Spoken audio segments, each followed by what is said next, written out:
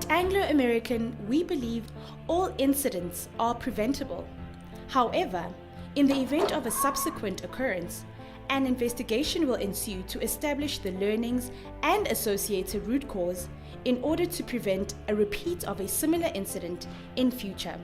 Injuries are treated with care because secondary infections of the wound or unnecessary trauma may have a detrimental effect on the well-being of an injured employee, as is clearly evident during this presentation.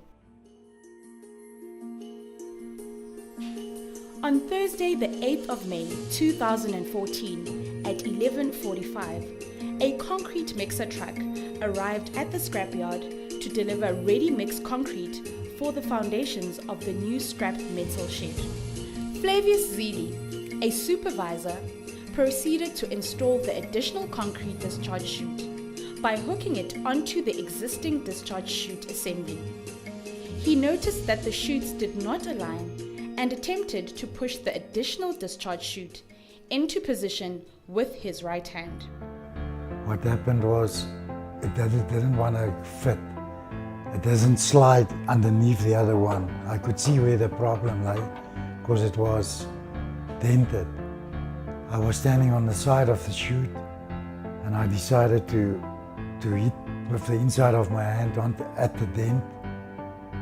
As I did that, it worked and the chute fell into place, but it grabbed my hand and it grabbed the point of my right hand middle finger, was squashed in between the two chutes.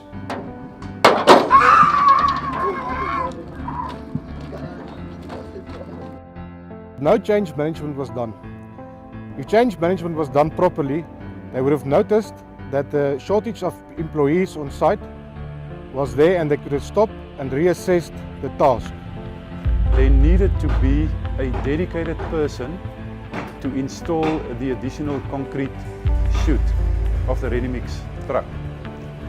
As a result of the inclement weather, that person was not available, leaving only the supervisor behind. Immediate first aid treatment was administered to Flavius by the project paramedics to stabilize the wound, after which he was transported to the local clinic for further medical treatment and subsequent referral to a specialist in Kimberley. Right when the incident happened, and I had a look at my finger, I could see this whole section on the underside of the finger was loose. It was still fixed on one side, but I could see the bone. Wayne on Eastern, he phoned Schrap and the ambulance. Schrap came there and the ambulance. Dr. Muletsi immediately referred me then to the orthopedic surgeon in Kimberley, Dr. Greiling. Then I went to see Dr. Greiling.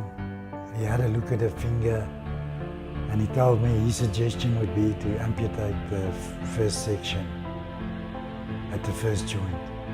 Because he said the black tissue is busy coming loose and the bone would be exposed. But he saw I wasn't impressed with that and he said, okay, let's give it another month and I must come and visit him again. In September I went to see Dr. Greiling again and he said he's still feeling the same, that's the only option. I agreed with him and we made a booking for the 1st of October for the amputation of my first part of the right hand middle finger. The lessons learned from this incident are: Number 1.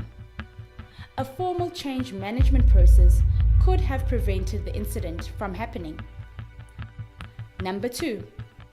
Concrete discharge chute assemblies of concrete mixer trucks must only be handled or extended or installed by a person who has been trained in the correct method, SOP, and application. Number 3. It is advisable to have the additional concrete discharge chutes of concrete mixer trucks inspected for condition of the installation hooks prior to trucks departing from the dispatch area.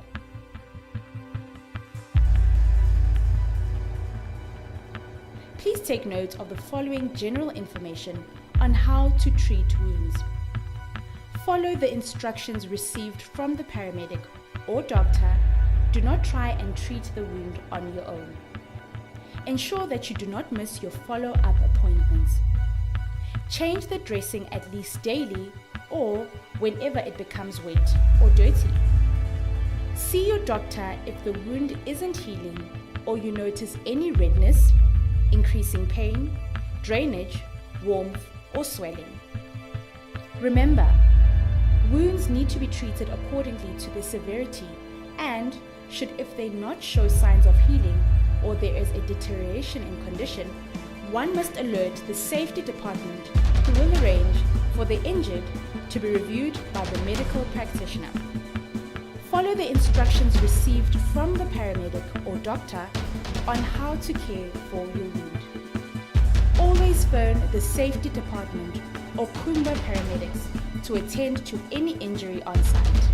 No injury may be transported to a private treatment facility.